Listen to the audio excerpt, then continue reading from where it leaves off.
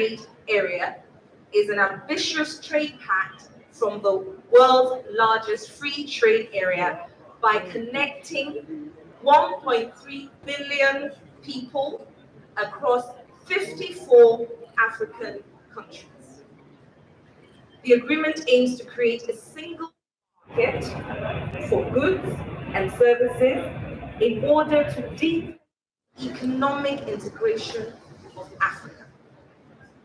The trade area could have a combined gross domestic product of around $3.4 trillion.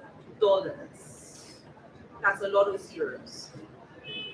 So negotiations are already underway, and you can imagine the complexity of such negotiations, because we're dealing with different, 54 countries, different currencies, different policies, different rules, different regulations.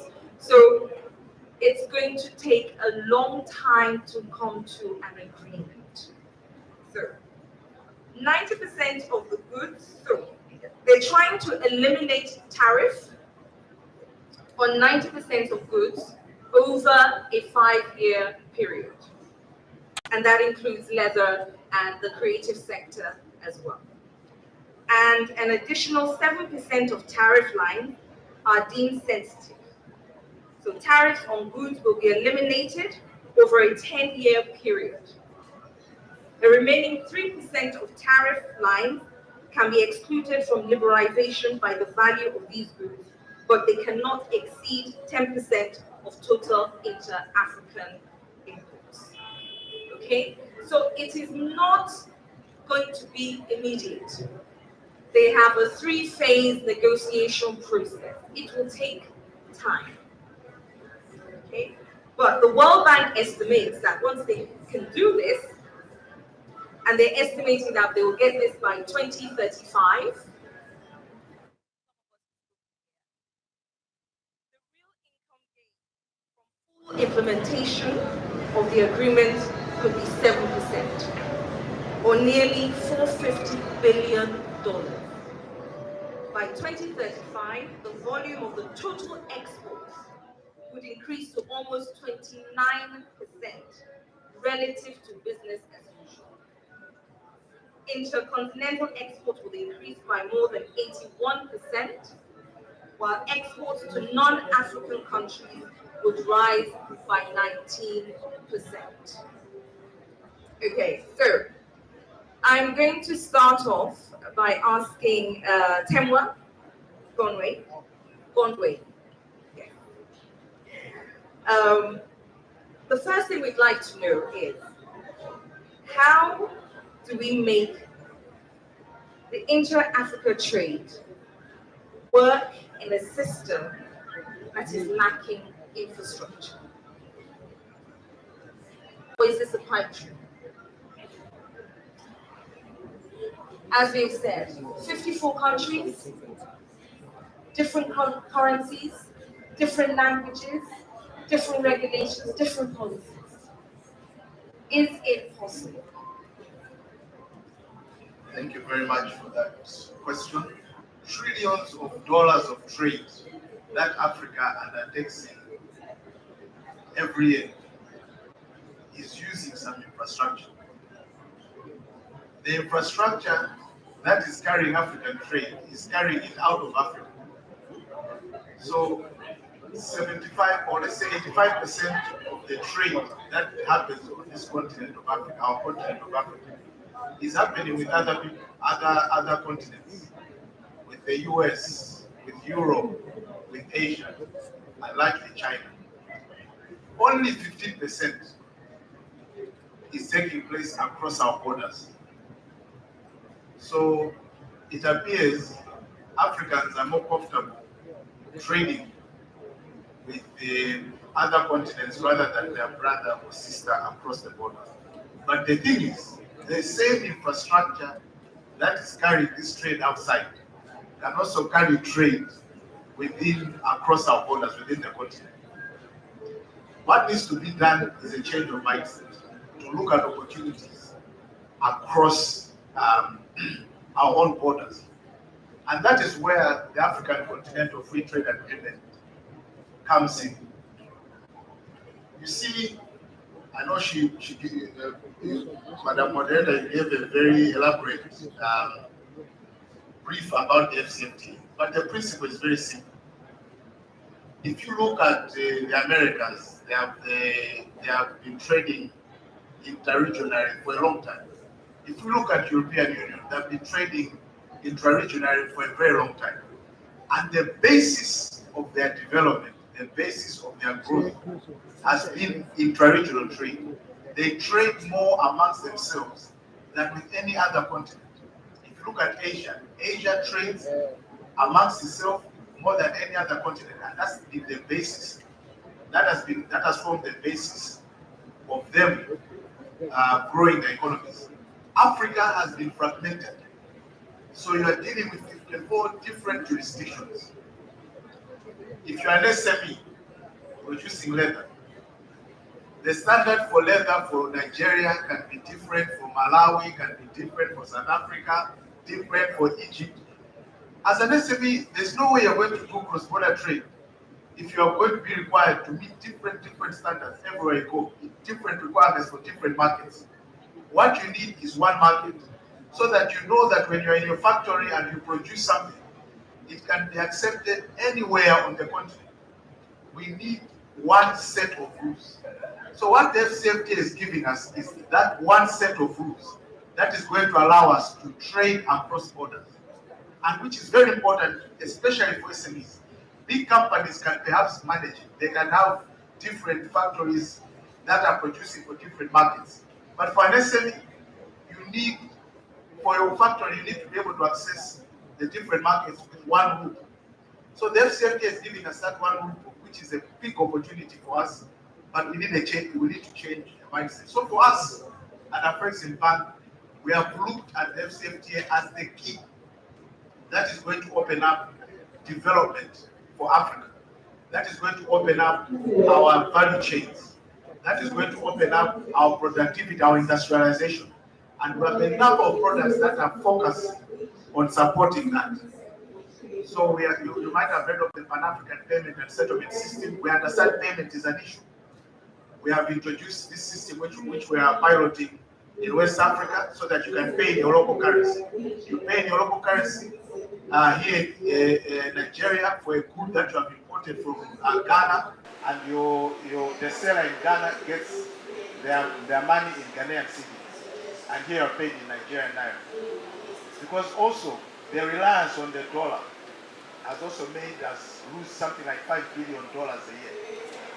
Trade information, very important. We have an Intra-African trade fair, which is a fair for all the products in Africa. So there are a number of opportunities, there are a number of products that we are supporting, and I'm sure I'll be able to go into those. But what I wanted to say is that the AfCFTA is not a pipe dream. The AfCFTA is an opportunity that we should grasp as Africa. It is the only development policy that is going to break down the borders.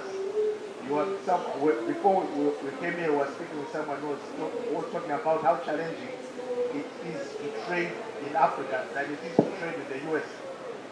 But those are colonial vestiges. That's how the continent was fragmented and built by the colonialists in the past. Now we cannot go back and blame them, continue blaming them. Now we can do something about it, and the AfCFTA gives us that opportunity to do something about it. Thank you. Thank you so much, Temwa, for that. Temwa kept talking about the change of mindset. I wonder how easy it is to change the mindset of 54 leaders across 54 countries. But thank you. We'll ask Nwaibu Legborsi. The rules and regulations regarding local content and what doesn't seem clear, it all seems hazy. How do we navigate when the supply chain is broken and most creatives have to import their raw material themselves? I think one of the key things we need to be very conscious about is on the rules of origin under the AfCFTA. Using the leather conversation as an example, if we intend to export or we intend to do business in Africa across border into different countries, the AfCFTA have already established a protocol on rules of origin that speaks to the nativity of our products. Like what we have in the hall today, it is assumed that they are all Nigerian products. But when you are about to cross border, every product in this hall will be subjected to rules by customs of each of the countries we need to go into. And let's be very clear, AfCFTA is not going to take away custom borders of each of the African countries. And so we have to be conscious of that in terms of how we develop our products, in terms of how we add value to our products, because the AfCFTA is also believed to be a game changer in terms of what we call regional value chain.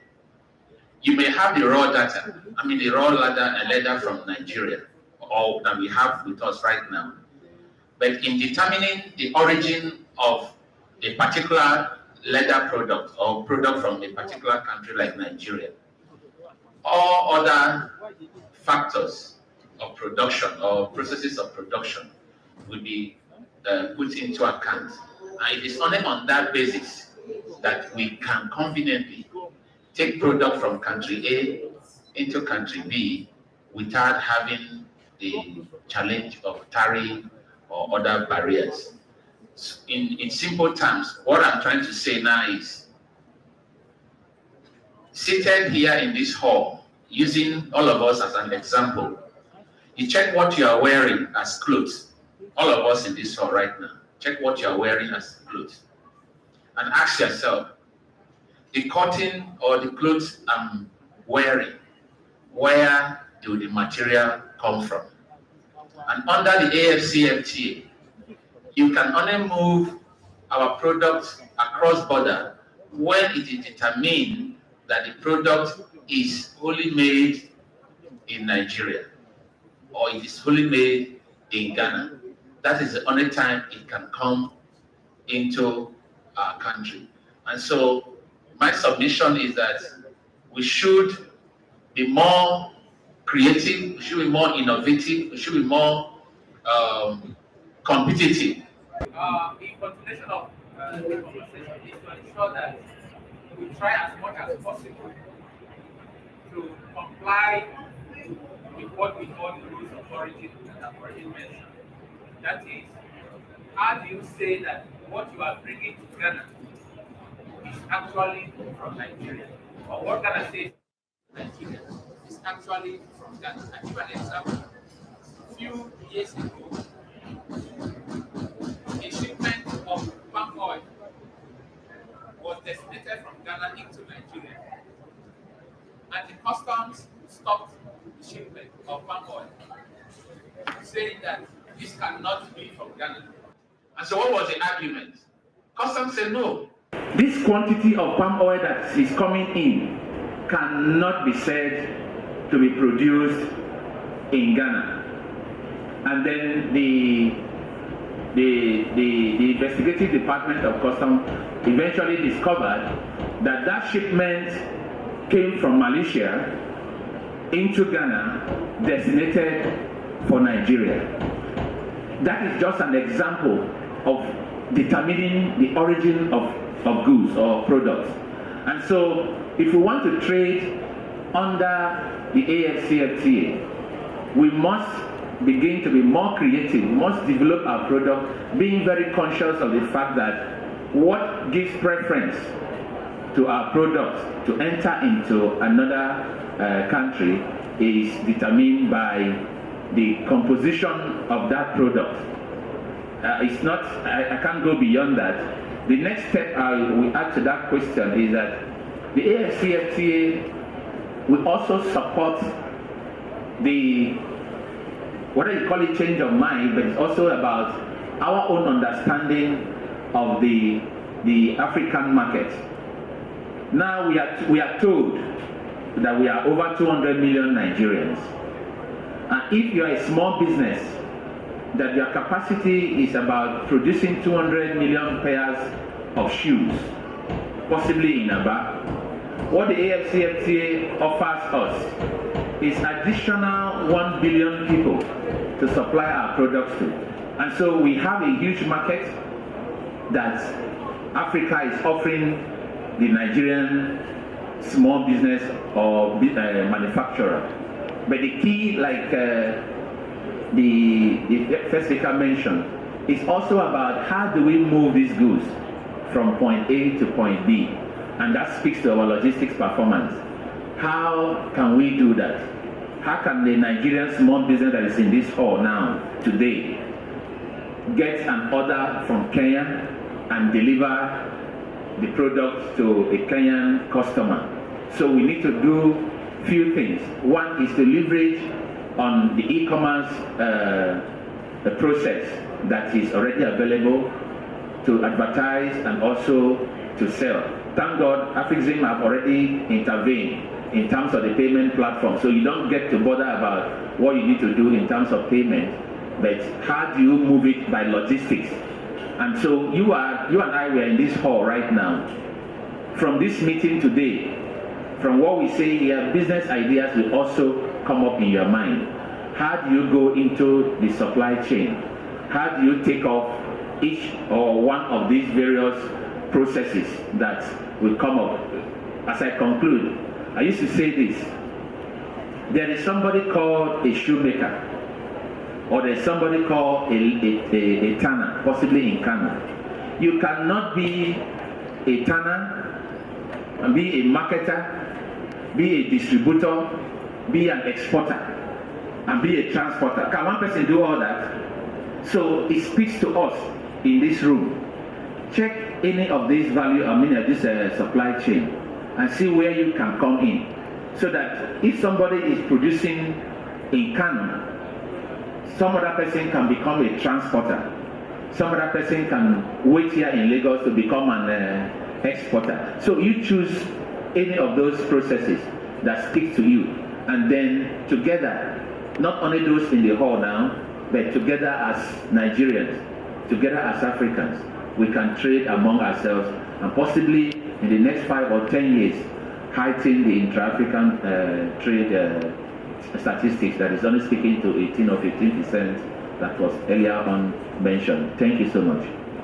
From what you said, the first question, there's a Q&A afterwards, by the way, so please note down your questions. What immediately comes to my mind is, how do we determine what is wholly Nigerian when most of our raw materials are imported? So it means that they won't pass the test. So that's a question which we'll come back to. But thank you for your comments. Unfortunately, Temwa and Lingua have touched on what we want to go into next, but we'll still ask you to expatiate on it, or say Imoukhuede, that how is it, to really practicalize it for the people at the fair today? How is it that they can move their goods and pay for their goods? If someone in Cairo orders a leather belt from someone here today, how easy is it for them to pay for it and to move it? Thank you. Okay. A lot of good information has come from my colleagues here.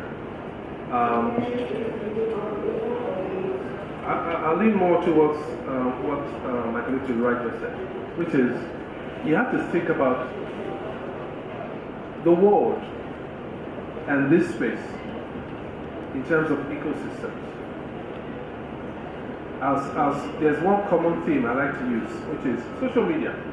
Lots of us are on social media today. I follow you, you follow me. Why?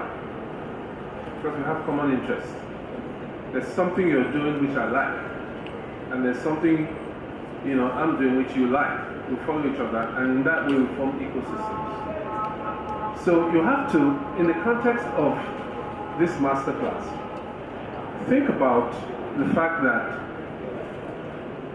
the SMEs, who basically form, I think, maybe all the people that are here now, all of a sudden have access to a larger market beyond the shores of Nigeria. The next question you have to ask yourself is, what is my own ecosystem? And what are the other ecosystems that make it possible to move things from my shop to the customer's table? To export, you have to prepare for export. Wishing that you want to export but not preparing is not going to help you. So the first thing you have to understand is, how does it work? Now, we are talking about billions of people within the larger African continent. And those people may reside in, Senegal, or they could be in Kenya, or they could be in Mauritius. As a creative person, as a manufacturer, you have to immediately understand that your own ecosystem is limited to your manufacturing area. The next question you have to ask yourself is, who is capable of opening up a market for me in Africa, wherever that is? You have to find those people. Now, you have to then pick who is well placed to help me transport what I'm producing to that concern that has opened up the market for me. We talked about e-commerce. But e-commerce still needs an online infrastructure for it to be successful. I don't know how many of you know here, but the Nigerian Export Promotion Council has been a little bit more forward-looking, because my company, Ancestral Eastern Africa, was activated by the Nigerian Export Promotion Council. And our mandate is to play the role of that terminating outpost for the whole of the 19 states of East Africa. We can help you take your goods from where you produce them to that market. How do we do that? We rely on partnerships. We rely on other ecosystems. So we have an ecosystem of logistic experts who we rely on, who we've tried and tested ourselves, and can now rely on that if an order comes for your product through us, through our Nairobi office, we can ask you to deliver your product to our Lagos office, and we will take your product from our office to Nairobi. We will clear it, put it in our warehouse, and then we have developed another ecosystem within the region to deliver your product from Nairobi to Mauritius, to Uganda, to Namibia, to Zimbabwe, whoever has ordered those goods. So it's all about understanding how these things work and really not trying to do everything yourself. Just like my good friend here said, you can't. It's not possible. Everything in the world now is asking us to cooperate. The whole basis of AfCFTA is in recognition that our African collective, this thing we call Africa, can only work if we stretch out our hands to each other and get to know each other better. And from that common bond, we can then trust each other more. And based on that trust, we can then begin to do more business with each other.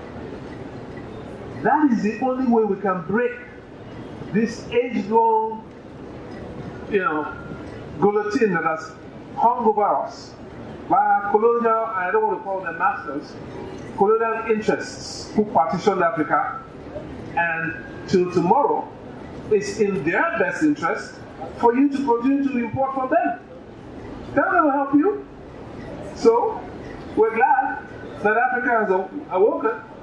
But, what the moderator said at the very start is very important. It's going to play out over a period of time. Because you have national action committees in each state, in each country, that are working on these things. And government, so it's going to take some time. But in the meantime, even if that is going on, the beauty of Femi handbags leading a Lagos leather fair, and think about this carefully, Femi has created a leather goods ecosystem. It makes it possible for a company like us, through her clearinghouse, to deal with all of you. We can aggregate all your goods per parcel in our warehouse so that that shipment is shared by all of you. And it becomes cheaper and more efficient. So, she incidentally is a good friend, is a partner, I love her to bits, and I hang on to her coattails all the time. We're going to do great things together. And just as this exists, there may be some of you here who are into apparel and different things. We're going to be working through a good friend, I don't know if he's in the room as well, on an apparel ecosystem. And we'll work in a home goods ecosystem. This is how Africa will work. We depend on each other, but we'll also keep it simple. Think about things simply. Later on, if I have time, I want to talk to you about creativity and my own personal views about how you can become more creative. So I don't want, I want to hand over to you now. So I don't take the entire, so. You have another minute or so. I have another minute, okay. All right. Let me talk about creativity. I don't know how many of you have experienced a surge of ideas around 4 or 5 in the morning. I don't know how many of you. There's a reason why that is. This creation to which we belong works in a certain way as well. You cannot expect to be creative when, the kids are shouting in your ear, they go to school, or your boss is asking you to bring one thing. You can't be creative. So understand the importance of sunrise and sundown. Wake up with creation so that you can align with it and receive a surge of creativity that helps you get better at what you're doing. Follow the rhythm of the day. When it's sundown, begin to tail down your activities and transition into something else. Maintain balance in your life. Because if you work 24 hours, guess what? You're going to burn out. So, I just wanted to give that advice. Thank you very much. Let's appreciate Mr. Nwaibu. So, a big thing that's come out for me from what you said is that we have to work as a collective. It's the only way.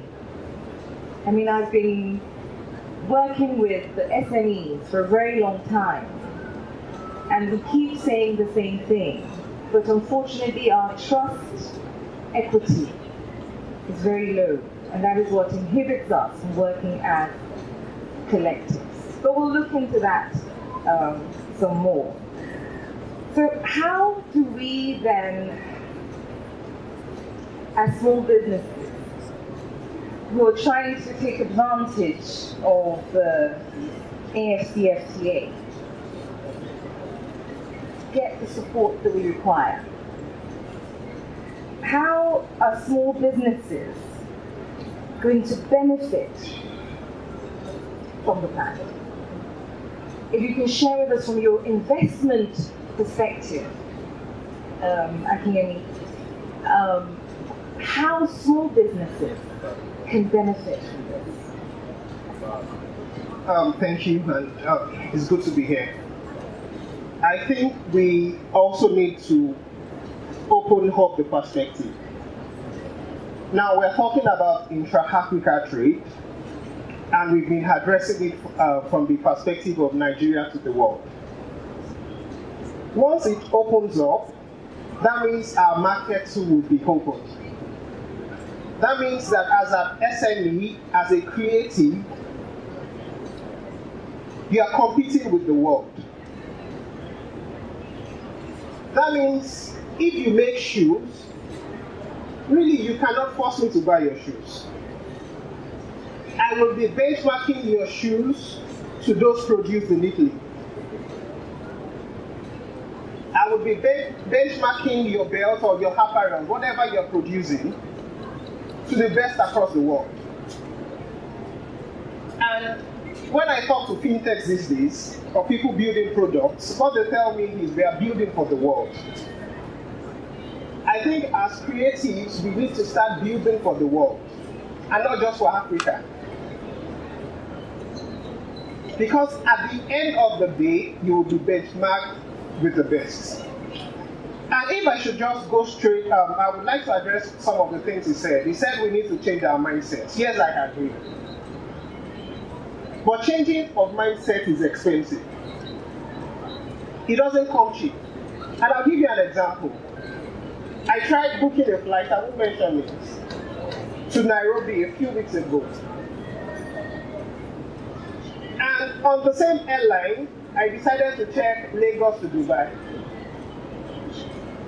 And I realized that Lagos to Dubai is half of the price of Lagos to Nairobi. That same airline will stop in Nairobi before going to Dubai. How do you then force people to go on, or how do you then encourage people to go on holiday in Nairobi instead of Dubai? And I'm happy that Temwa is here. It has extensive network across Africa and industries, even BOI. I think I would not encourage regulation, no. But we need to start paying attention to African businesses. How do we open them up and make them become more competitive? And when we come back to the mindset thing that Temwa was talking about, guess what?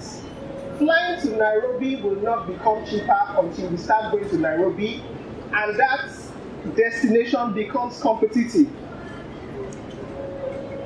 So I'm telling you, I'm coming from both sides. There's a lot of work from being intentional, because things don't just happen. As Africans, we have to be intentional about Africa. And the reason I said what I said earlier is to show you that we understand the challenges. The challenges are there. And guess what? You know, I was thinking about it. A lot of us want to trade, we want to make foreign exchange. I realized that if you can sell whatever you're producing, for example, in Côte d'Ivoire, and they pay you in CFA, you are effectively making euro. Because the CFA is benchmarked with the euro. When I started doing business in Côte d'Ivoire about 5 years ago, with 1 naira, you would probably get 2 CFA. Today is 1 to 1. Also, when we talk about payments, and I'm not sure a lot of us know this. A lot of us sell our products online. We've integrated our platforms to the payment platforms. Do you know that you can tell your payment provider that each time somebody uses a foreign card on your platform, that they settle you in dollars. I'll give you an example. So as Leadway, we have some hospitality expressions in Lagos and Abuja. And within those businesses, each time you come to our hotel, for example, and you use a foreign card, we get paid in dollars. Yes. And I asked my friend that works with one of the popular payment platforms yesterday that, is it possible through your platform? She told me yes.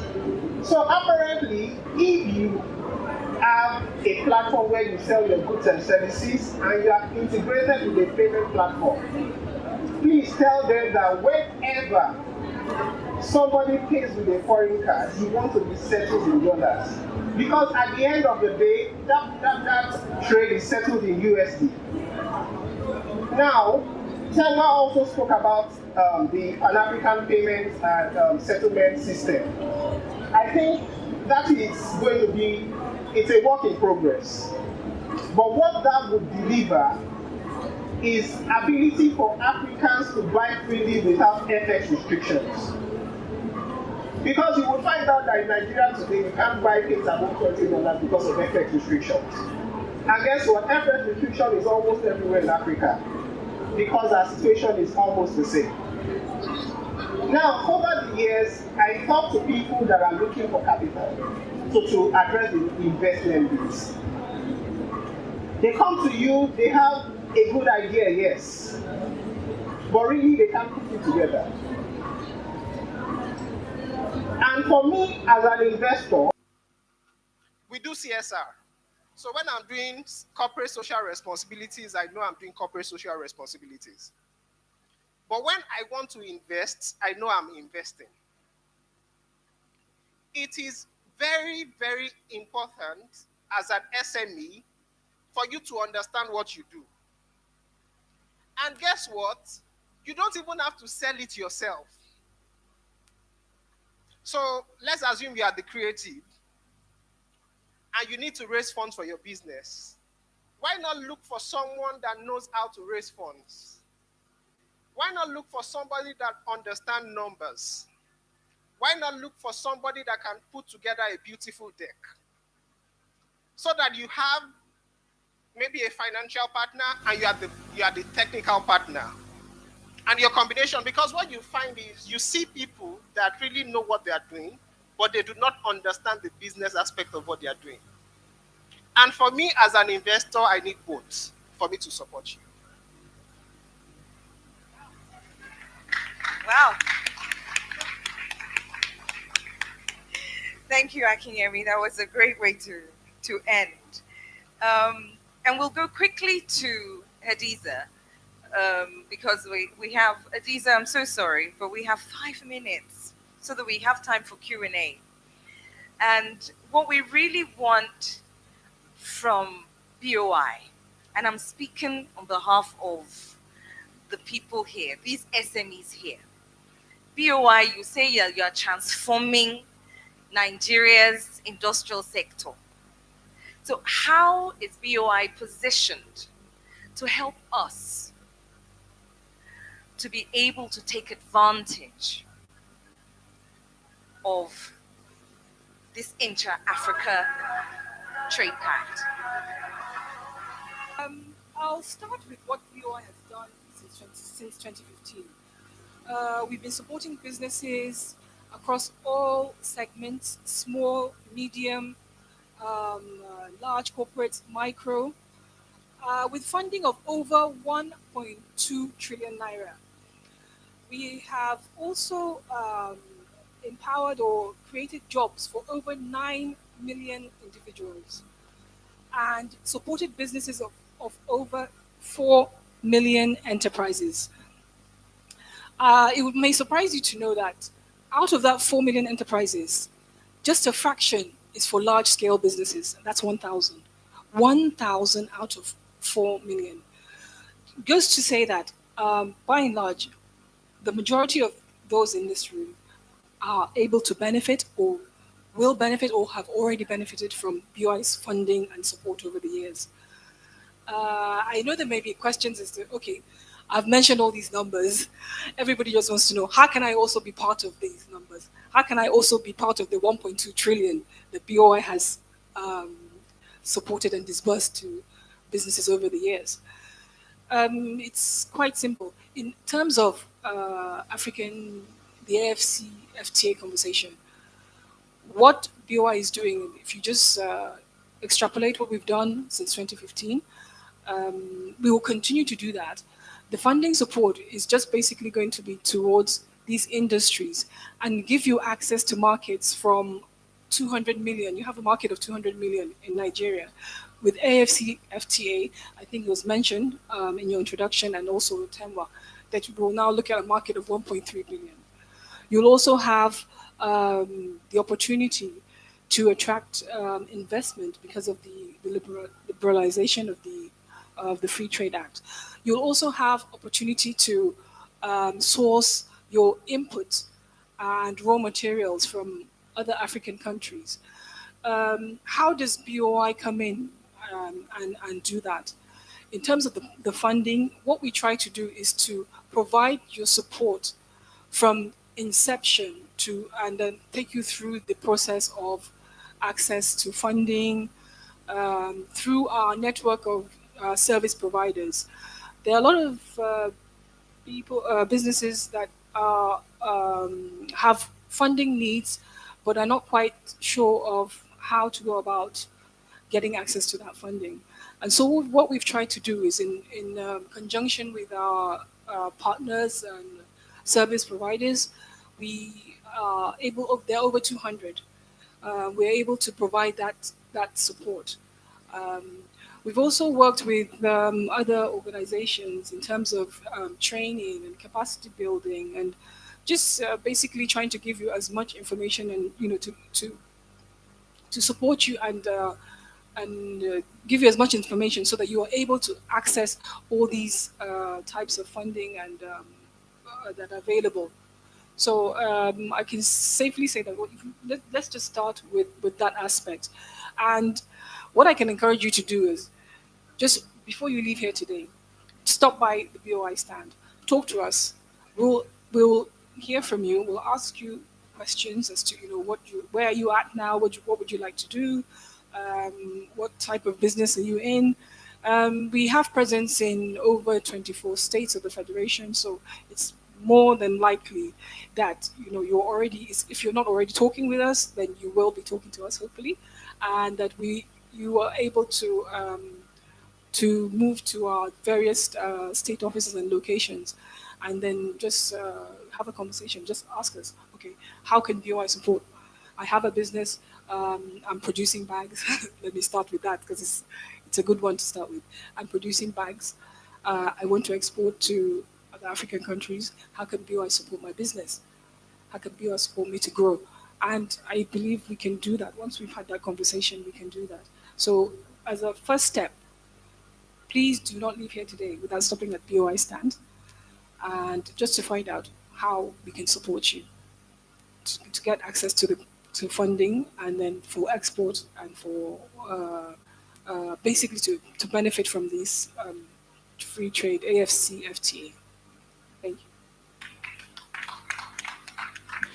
Thank you very much. We didn't mean to rush you, but we have exactly 15 minutes left for Q&A. Don't give me thumbs up. I hope you are giving me something else. She's giving me thumbs up for time management. So do we have any questions? I mean, we've had a diverse range of conversations with different data and information being shared by our panelists. Any questions? We have one in the front. And one there. Okay, should we start ladies first? I had gone to BOI and I narrated a few things that was part of what I was working on. Yes, the lady I spoke with attended to me, but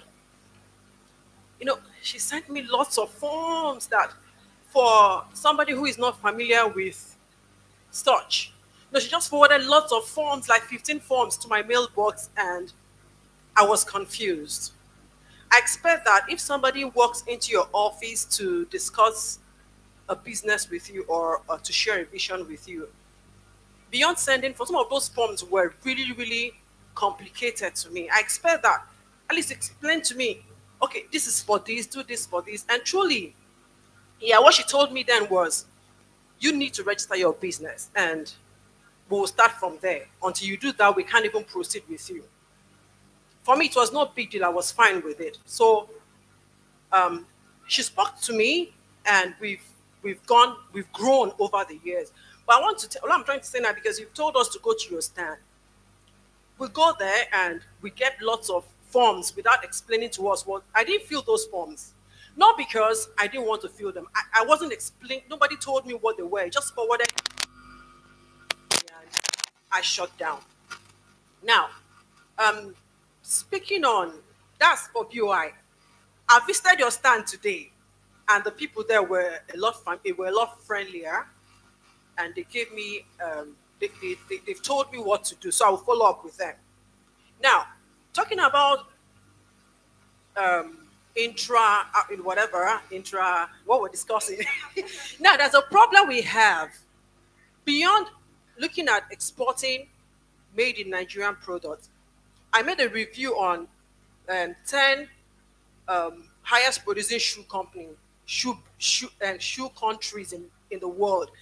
And when I published it in a group where I belong to, Nigerians were arguing, no, what about Aba? I said, if we don't have data, there's nothing to show that you're making shoes, because we make our shoes and we'll slam it with Gucci. We make our shoes and we'll slam it with Louis Vuitton, But what I'm saying now is, as a shoemaker, there is a prohibitive cost of bringing in equipment that we need, tools and materials that we need to get our jobs, to help us scale up our production. I need to bring in an item which we don't have here. And we are buying those materials, those equipment, maybe we're getting it for 35,000 online, and we need like 200,000 to bring them in. Now, you find that in the shoemaking sector, we are not really, we would have gone farther than we are here today, but we do not have the equipment we need to help us scale up to the point of being able to export made in Nigerian shoes. What is the plan, or how can we go about such restriction we have? Because some of our machines they are to an extent have weight, and they are weighted, they are weighed or charged based on the weight of those machines. So you find shoemakers struggling. We're still struggling. Not that we don't have the technical know-how, not that we don't have the skill, but we do not have those machines. Not even the funding now. It's the bringing in of those machines to help us grow in the shoemaking sector, in the leathers, in the shoemaking sector. Thank you. I think that question is so BOI, but yes, it's BOI. But we'll take the second one before we move on. And you want, okay, so we'll take 3. So that's for you, Hadiza. So let's hold that. My name is Gilles Amadou Akinyemi. I want to first thank the panel. Sorry, the public, that I'm turning my back at you. But I want to thank the panel for a very rich presentation and ideas. 2 things. First, a contribution, and then a question. The contribution is, mindset is really one of the key things that the colonizer has used to separate Africans from who they are and to separate us from one another. We are the only ones who can change that. But we need to do that individually as well as collectively. And I'm just making that point because you made it several times. But unless we take ourselves by the hand and not expect somebody else, the government or whoever, to do this, it's not going to happen. Now, my question is to whoever wants to respond. What are 3 practical things that an SME can actually do to play into this big AfCFTA, if I get it right, this African market of 54 countries?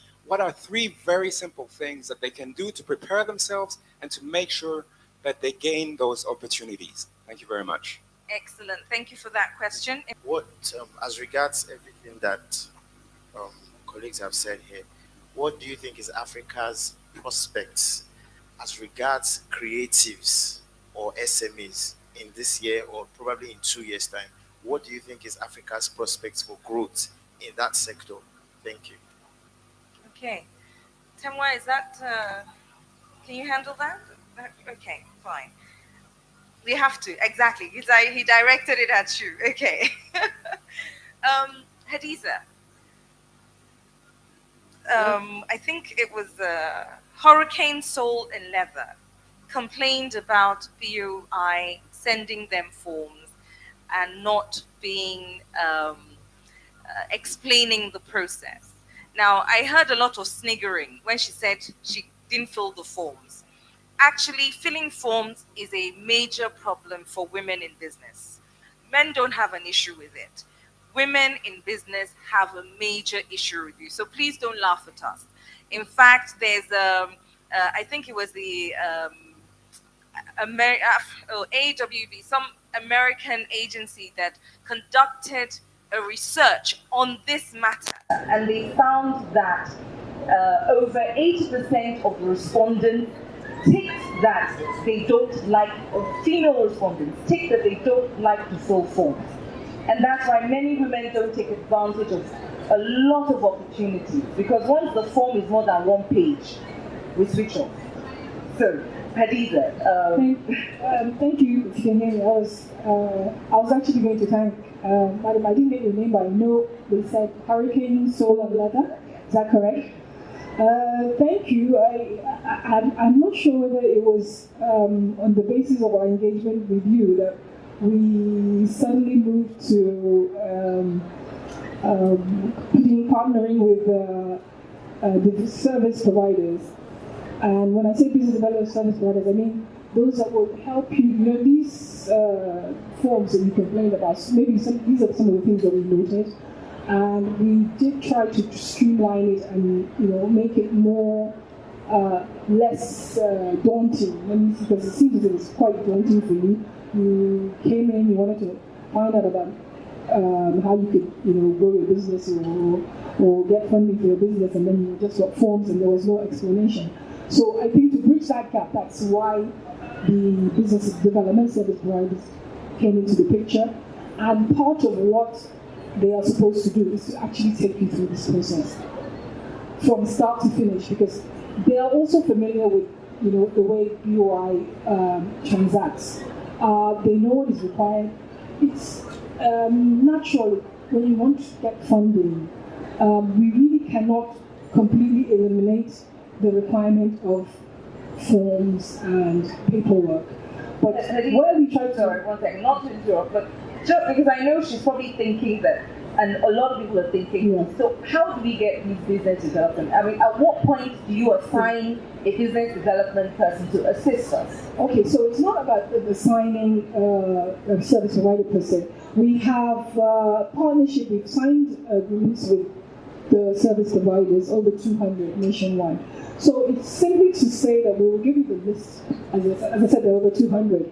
You are at liberty to choose who you want to work with. You can actually probably go and shop around us. You're in Lagos, particular area, local government area, there are 2 or 3 business development service providers. You can approach them, and it's based on, you know, maybe if you the first one you meet, you're not too comfortable with, you know, with them, you can also approach others. As I said, there are over 200. You have a choice. Okay. Once you approach them, they will just basically tell you, okay, what the steps that you need to take. Is it free? I'm hearing that, I'm telepathically hearing them. It is not free, but it's heavily subsidized. Okay. So it's basically, I'm sure this is probably the admin costs, but honestly, it's not something that would prevent you from approaching them, and they will also let you know. Okay, and the second part of the question is about importing equipment. Yes, I'm glad to hear that she mentioned that it wasn't the funding that was now the issue. So she has scaled that particular aspect of it.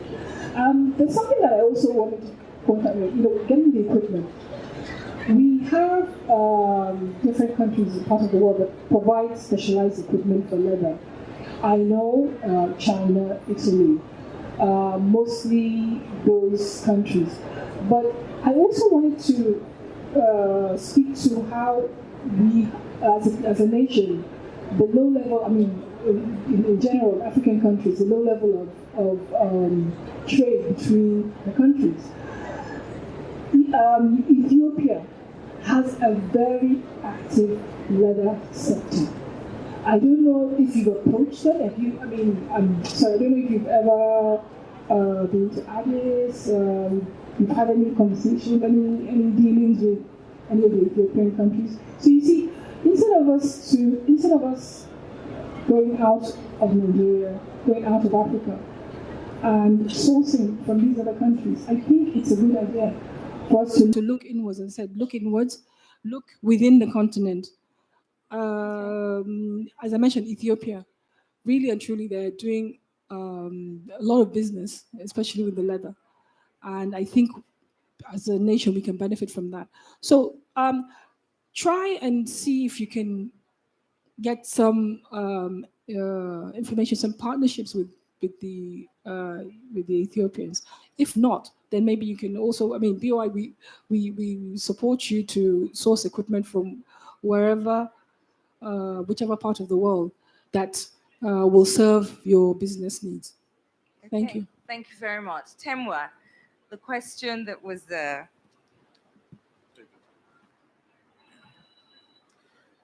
Thank you very much. Do you also want me to mention the three things I think which are important for an SME? Yes, we might as well. So we'll just go because we have 1 minute each. Okay. And it's going to go beep, beep, beep, beep in a minute. All right. I'm going to start with the question on the prospects for the creative industry. Yeah. Under the AfCFTA. Frankly, the creative industries is a low-hanging fruit. It's a multi-trillion-dollar industry across the world, but Africa only has a 1% share. So we are starting from a very low base. If we look at film, Nollywood is the highest producer of films, volume-wise. If we look at music, the world is warming up to African music in a way that it has never done before. If we look at fashion, all we need to do now is to develop the ecosystem that monetizes these vast pools of talent. And that's what the bank is supporting under the Creative Africa Nexus program. So the Creative Africa Nexus program is looking at financing, it's looking at providing capacity building, it's looking at developing digital platforms and so on. Because the challenge has been around monetizing. The journey for a musician in Africa from producing the song in their mind or producing the song in the studio to getting money from the song is not as easy as it is in terms of collection in the West. In the West, it's very easy because they've established the ecosystem to monetize. So the prospects are good, but a lot depends on how we regulate the sector in terms of intellectual property, in terms of developing the capacity to collect and protect these rights for the industry. So I've mentioned that in brief. Now my 3 points. I think an SME to really take advantage of the AfCFTA, proprietors, owners of businesses need to understand this market. You need to get some training. You need training to understand what the AfCFTA is. That's the first thing you need to do. Well, we have worked with the national, the NEPC here in Nigeria to introduce a how to export with the AfCFTA training program. That program is being done together with the International Trade Center. I was in Abuja last year where we launched that program. And I know NEPC continues to run that. Get on programs like those. Understand the AfCFTA. Number 2, you need to get information. Information is critical in this. When you are doing international trade, information is one of the most important things you need. You need market information, you need trade information. What are the regulations? Understand them. What are the market opportunities? How will you know that this is a genuine partner? This person I'm trading with, how do I know they're genuine? Don't worry, we understand the cost of due diligence. For in the financial sector, banks pay a lot of money to know who you are. We call it due diligence. We want to understand the A to Z of your business. So the bank has developed a platform called Mansa. You can actually get onto it on your phone. It's called Mansa, M-A-N-S-A. You can submit your information there about your business, because chances are whoever you want to trade with is also on Mansa, and they can use Mansa, the platform, to know what your business is about, because you get a Mansa number. When you register on Mansa, you get a number. And using that number, a banker who wants to deal with you, a trader who wants to deal with you, can easily pull that market information. So that is also very important. And then number three, for me, you need to be brave. Brave to work together and to collaborate. Please, if we're going to benefit from SMEs, it's not going to be by this trading we like doing as SMEs. I'm an SME as well in another life. We like just taking a small truck, cross the border with a few things, and then we call that intra-African trade. We can no longer survive like that. We need to come together, whether as cooperatives, aggregate, and take serious opportunities together.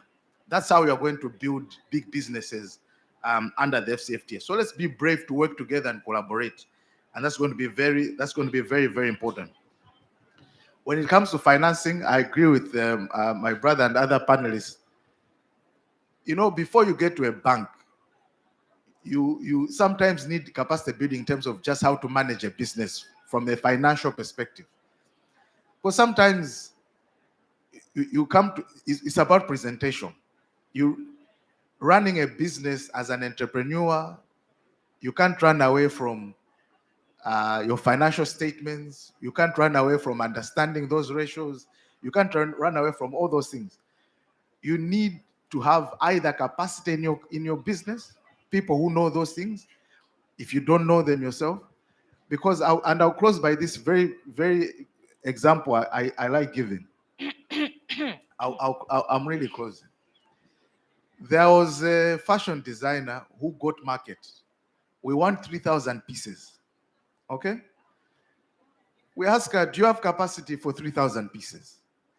No, I think I'll get some tailors here and there. I'll put them together. How long will that take you? 6 months. Man, 6 months is not going to happen. Okay, let's go and find a manufacturer who has got downtime. We as a bank, because we deal with many clients, and one of them are in the textiles industry. Let's go find them for you. We'll tell them that at the moment their capacity is that they're running at 60, 70%. At least they can give 5% to you to do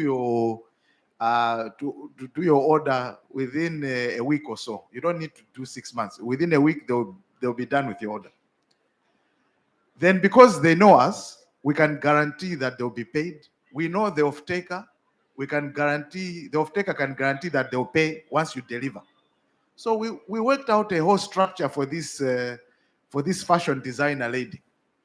And we even got their government to provide a guarantee because they're saying, oh, this is promoting exports. So their government, for example, like BOA, even put a guarantee in there.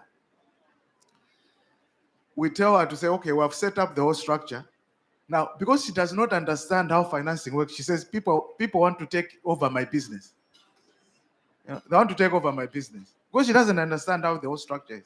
So she missed out the opportunity. No, leave me alone. I'll see how I can do it. But she never met the order because she doesn't understand the business. So just taking some time also to build your capacity in these things is going to help you unlock, even before you even look for financing. Because some of the things you go to banks for do not need banks. They just need your own capacity and innovation. Thank you very much. Thank you very much, Temwa. Nwaibu, your three. Okay, thank you very much. I think the from what Temwa have said is very key. I will just focus on the Madam Shoemaker. Now, you will agree with me, Madam, that in your shoemaking that you are currently doing, that when you finish, it can still not be called a made in Nigerian shoes. The reason is that about 80% of what is put into that shoe production are not gotten from Nigeria. It could be the sole. The sole is possibly not made anywhere in Nigeria. Could be the thread, possibly imported from China. It could be the label from another country. And so when you put all together and you put them in a carton with the mind of sending it out, you'll be shocked that when custom call for that, it may be called not made in Nigerian shoes because we have not assembled the composition of that product either from Nigeria or from the region.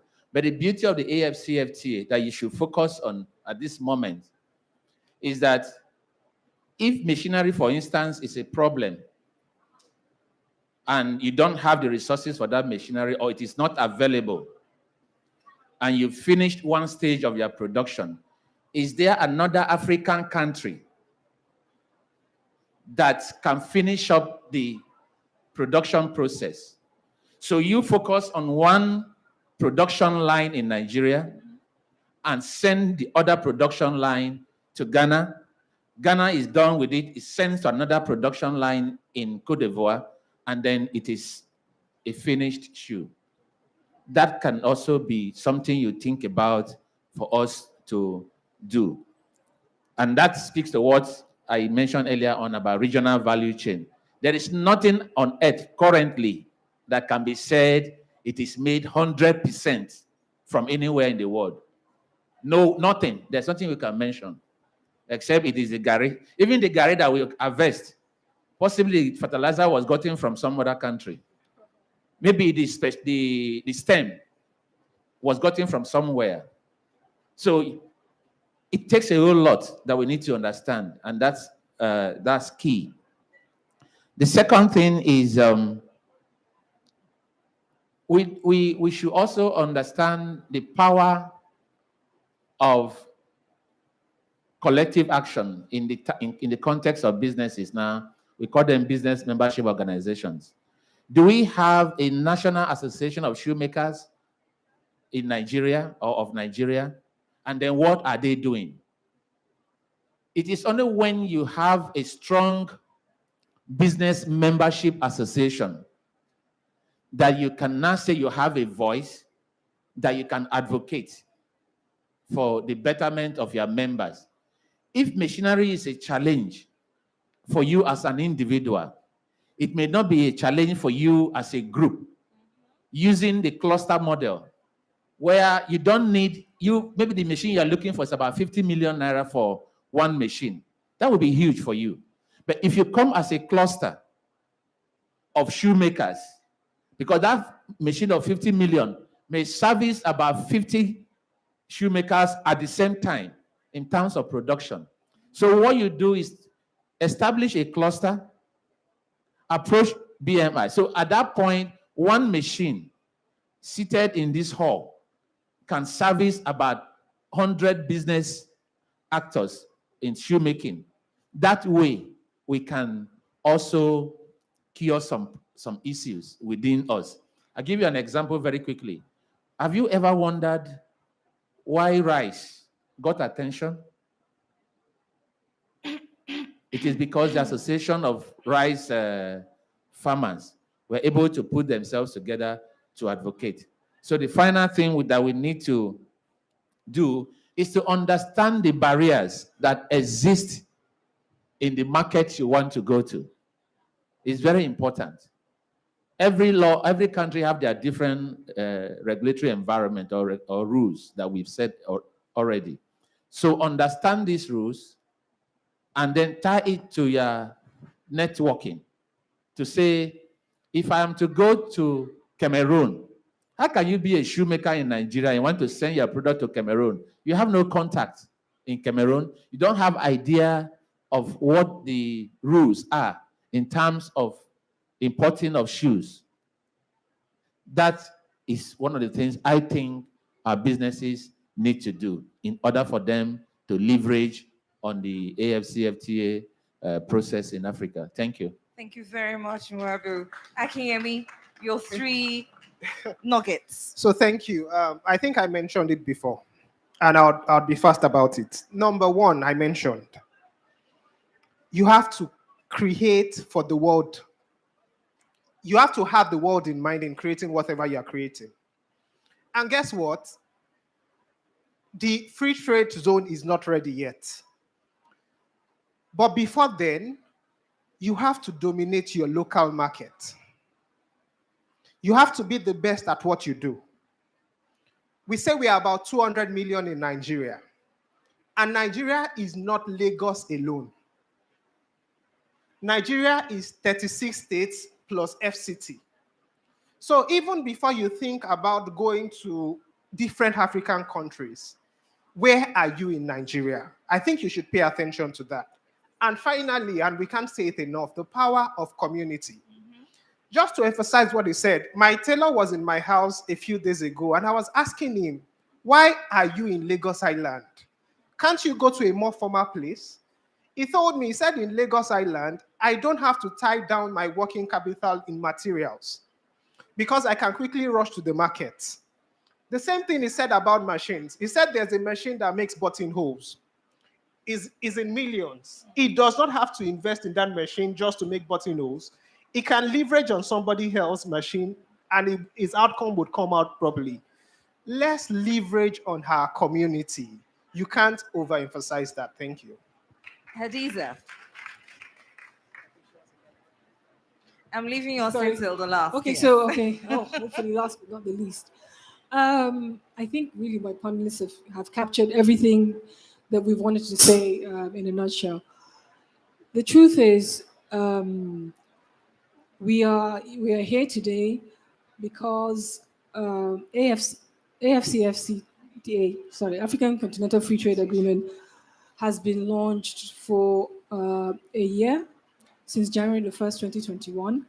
And to date, I think it's only Ghana that's been able to benefit or make any shipment under this agreement.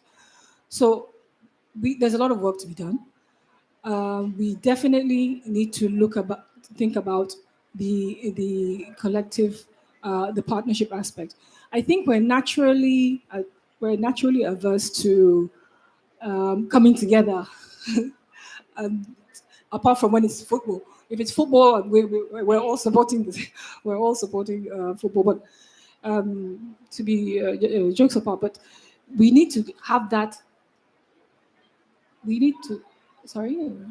Oh, I'm sorry. I didn't mean to distract you. No. It's my people there that were telling me time up. Time up. Okay. So for me, what I'll just say is like, there's a lot of work to be done. Let's make sure that as a nation we are positioned to take advantage of this great act and agreement. It's ours for the taking, but we need to be ready. We need to be prepared, and also we cannot overlook the fact that we feel as a nation that we are the biggest player in Africa, but the competition can come from the same way that we're looking to export to other African countries. Other African countries are also looking to flood the Nigerian market with their goods and services. Thank you. Excellent. Mr. Imoukhuede, thank you. I'm going to be super fast. Fantastic. Okay. All right. They've covered a lot of ground, things that I have said. I would say first thing, there's no such thing as it can't be done. So that mindset thing, sort of touch on it. Believe that you can do it and set your mind to it. So your mindset is really important. Don't look to the next person. Think about what you can do to help yourself. That's the starting point. Second thing is be true to yourself. Evaluate what you can do. where are you at, really, on your journey? Do you need help? If you need help, where can you get the help from? In the sense of export, everybody that comes to us, we evaluate right off the cuff. And if we determine that you need to be trained, we get you trained as part of the process. That's the starting point. But if we see that you have basic understanding, then we can go further and begin to look at other things. So be true to yourself. Evaluate yourself. The third thing is what he said. Consider export. Change your paradigm. Don't just look at export in the wider sense of sending to another country. It may be, I'm in Lagos, and I want to export to Kano. Yeah, in the sense of export, you may say it's not the same, but just change your paradigm a little bit, all right? Last thing, we as a business, we have considered your needs. Go to ancestralafrica.com and register on our network and see if we can help you. I'm a capitalist, so I had to say that. Yes, all right.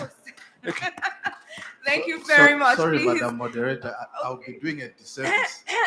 One place you should come to this year is the Creative Africa Nexus Weekend, 25 to 27 November, Abidjan, Cote d'Ivoire.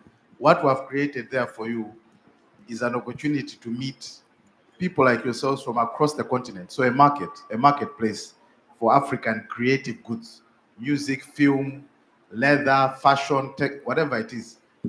Over those 3 days, we're going to have a focus on creative goods. So we're inviting you to join us there, make it a date, so that's where you meet your market opportunities if you want to trade across the continent. Thank you. And Temwa, what are you doing in terms of tickets for us to get there? He's put off his mic. Off the mic. Okay. Please, a round of applause for our panelists.